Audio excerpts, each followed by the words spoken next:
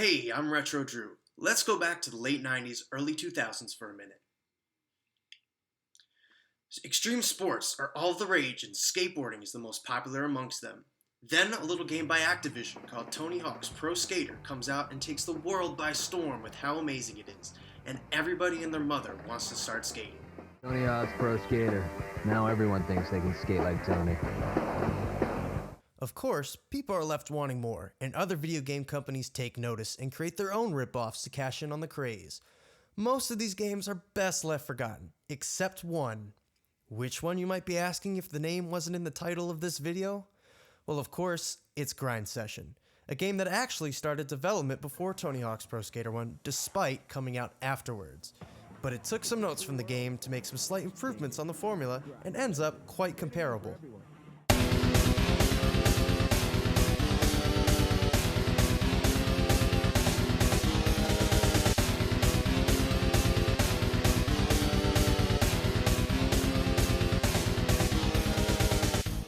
The game's story mode lets you choose from 6 pro skaters, each with different stats, although they cannot be enhanced, so choose wisely. The standout skaters to me are Daewon Song and Ed Templeton, both who went on to have notable skateboarding careers, and Daewon even showed up in later Tony Hawk's installments.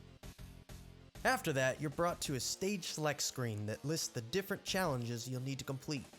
You'll have a 2-minute run to do the challenges, which are points, pro points, destructible objects, and tech lines, all of which stay the same for each level. Points is a simple high score you need to beat. The same goes for pro points, but the score is a bit higher. In each level, there are 10 destructible objects that you'll need to hunt down and destroy. In the Brooklyn Banks, it's boomboxes. In Atlanta, it's roadblocks. In San Francisco, it's trash cans, and so forth. The catch to this challenge is that you have to get all 10 in one run for you to 100% the challenge. So you can't get 5 in one run, then get another 5 in your second run. That'll only count as you getting 5. Think of it as collecting skate in the Tony Hawk's games. The same rules apply to tech lines. By hitting L2 or R2, you'll see tech lines light up. These are kinda like gaps in the Tony Hawk's games. You have to grind or skate through the markers to complete them. Completing them gives you a certain amount of extra time for your run, based on what color the tech line was. So a blue line gives you 5 seconds, a yellow line gives you 10 seconds, and a red line gives you 20.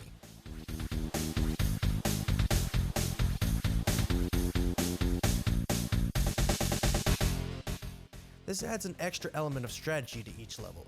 It might seem inconvenient to go out of your way to get a red line when you're doing another challenge, but that extra 20 seconds might be exactly what you need to complete said challenge. It's a unique feature to the game which I would have liked to have seen implemented in the Tony Hawk series. Completing goals and placing in competitions gives you respect. Respect unlocks new levels, new boards, and other events like photo shoots. Photo shoots are a simple match the score given in one combo. When completed, you get an actual photo shoot of the skater you're playing as, which is a nice touch. 100% completing a level gets you a key to the Dream House, which is an extra level unlocked after beating the game that has plenty of rooms that need the Dream Keys to be accessed. Speaking of levels, there are 8 of them, plus 2 wings of the Dream House, an extra level unlocked once you've 100% completed the game, and a warm-up level in Free Skate that bears a striking resemblance to the hangar in Tony Hawk's Pro Skater 2, which would come out a year later.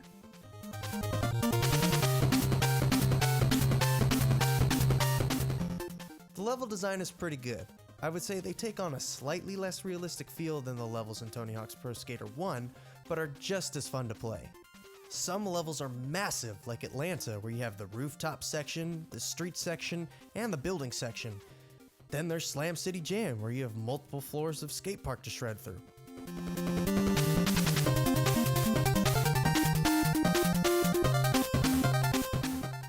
Also, keep an eye out, because secret areas are abound.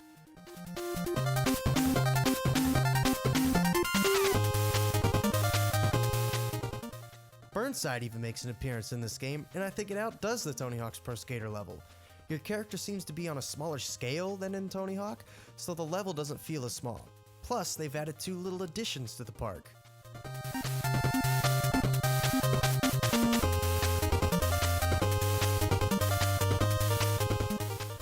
Despite my praises, there are levels that do fall short in my opinion. For example, Detroit is a boring industrial park level that only looks slightly better than actual Detroit. It feels very cluttered and claustrophobic at parts, even though it's a massive level. Ledges and rails just seem to get in the way and become obstacles more than anything. Huntington is just a big skate park level that feels a bit uninspired. I mean, there's plenty of stuff to skate in the level, including a secret vert section, but it's just another generic skate park level. But hey, at least it's not as boring as the Chicago skate park in Tony Hawk's Pro Skater 1. So what we got here? Ramps? Next! The standout levels for me are San Francisco, Atlanta, Brooklyn, and Slam City, all of which have multiple sections and have the most character to them.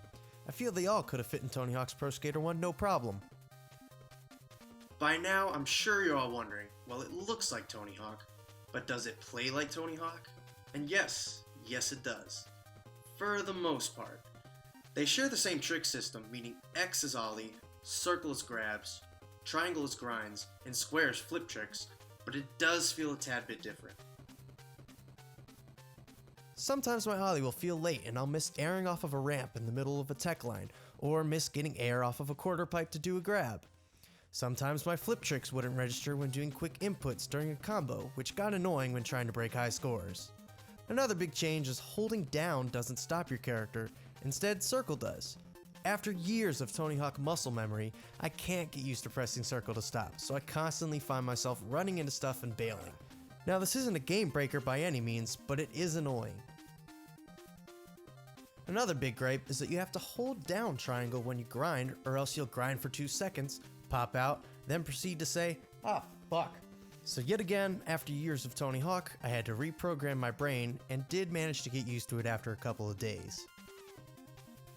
There are no specials in the game, but you do have access to a large number of tricks by inputting special commands like down left square to do a big spin or left right square to do a disco flip and so forth. But what about that glowing meter on the right? Isn't that a special meter? Not quite. When it's filled up, hold L2 or R2 and you'll be able to spin really fast to do 900s or 1080s to add some extra points to your combos. It's kinda janky though, cause most of the time you'll overspin and bail. One thing that this game does have over Tony Hawk's Pro Skater 1 is manuals.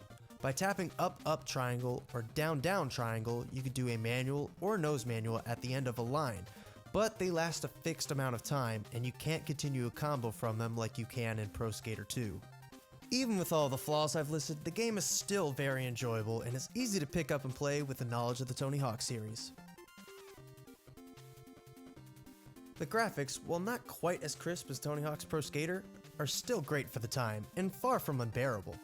I was never left wondering what I was looking at or why an object looked so out of proportion. The animation is smooth and the tricks look how they're supposed to. Also, I never noticed any terrible slowdown or drop in frame rate that wasn't due to emulation. I don't have much else to say about the graphics besides them being appropriate for the time and the hardware, so why don't I move on and briefly touch on the soundtrack. I say briefly because I can't use any of it for this video because it's all licensed material. Instead of having a bunch of punk, ska, and hardcore like Tony Hawk's Pro Skater, this game varies it up a little more with some hip-hop, rock, grunge, and punk. There's some Black Flag, some Dr. Octagon, and some Sonic Youth, just to name a few. All around enjoyable tunes, although I do have one gripe. Instead of cycling through the songs like a playlist, the song will stop, then simply repeat. It's odd, but I don't find it deterring. Even though Grind Session just falls short of being as great as Tony Hawk's Pro Skater 1, it is by no means a bad game. In fact, it's a great game that every Tony Hawk's Pro Skater fan should play. Fun fact, the team who made this, Shaba Games, went on to do the PS1 and N64 port of Tony Hawk's Pro Skater 3, and they also made the laughable yet playable Razor Freestyle Scooter.